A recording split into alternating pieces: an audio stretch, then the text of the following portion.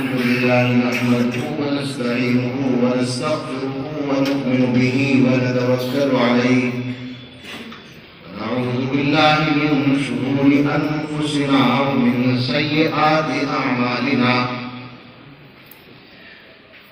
من يهده الله فلا مضل له ومن يضلله فلا هادي له ونشهد أن لا إله إلا الله وحده لا شريك له ونشهد أن سيدنا ونبينا ومولانا محمدا عبده ورسوله صلى الله تعالى عليه وعلى آله وأصحابه وأزواجه وذرياته وبارك وسلم تسليما كثيرا.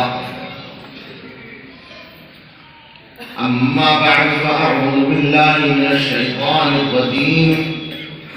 بسم الله الرحمن الرحيم. وما ينطق عن الهوى إن هو إلا وحي يوحى. صدق الله العظيم. وبعد فإن أصدق الحديث كتاب الله وأحسن الهدي هدي سيدنا محمد صلى الله عليه وسلم وخير الأمور عوازمها وشر الأمور محدثاتها وكل محدثة بدعة وكل بدعة ضلالة وكل ضلالة في النار. وبالسند المتصل منا إلى الشيخ الإمام الحافظ الحجة أمير المؤمنين في الحديث أبي عبد الله محمد بن إسماعيل بن إبراهيم بن المغيرة بن بردبة الجعفي البخاري رحمه الله تعالى ونفعنا بعلومه وعلومهم آمين. أنه قال: باب قول الله ونضع الموازين القسط ليوم القيامة وأن أعمال بني آدم وقولهم يوزن.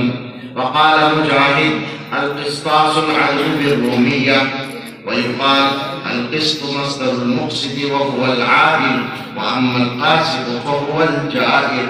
وبه قال حدثنا أحمد بن إشكاب قال حدثنا محمد بن فضيل عن عمارة بن القعقاع عن أبي زرعة عن أبي هريرة رضي الله تعالى عنه قال: قال النبي صلى الله عليه وسلم: كلمتان حبيبتان إلى الرحمن خفيفتان على اللسان ثقيلتان في الميزان سبحان الله وبحمده سبحان الله العظيم.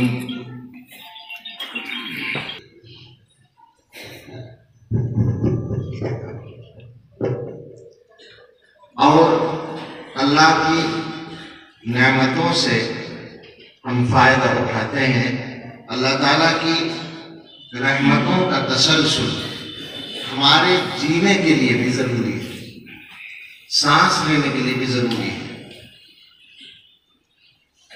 सबसे पहले हम अपने रब्बे दुल जलाल का शुक्र अदा करें। ये गुनाहगार अदा करता है, आप सब भी अल्लाह का शुक्र अदा करें कि अल्लाह ताला ने इस सईद व मुबारक मजलिस में हाज़री की सआदत हमें अता फरमाई। अल्लाह इस मजलिस को कबूल फरमा ले।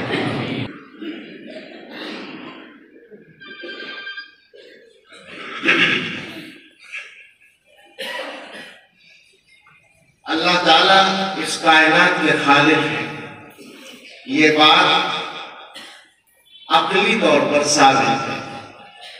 यानी इंसान खारजी असरात से बचकर मुखल्ला बित्तबा होकर बहैसियत इंसान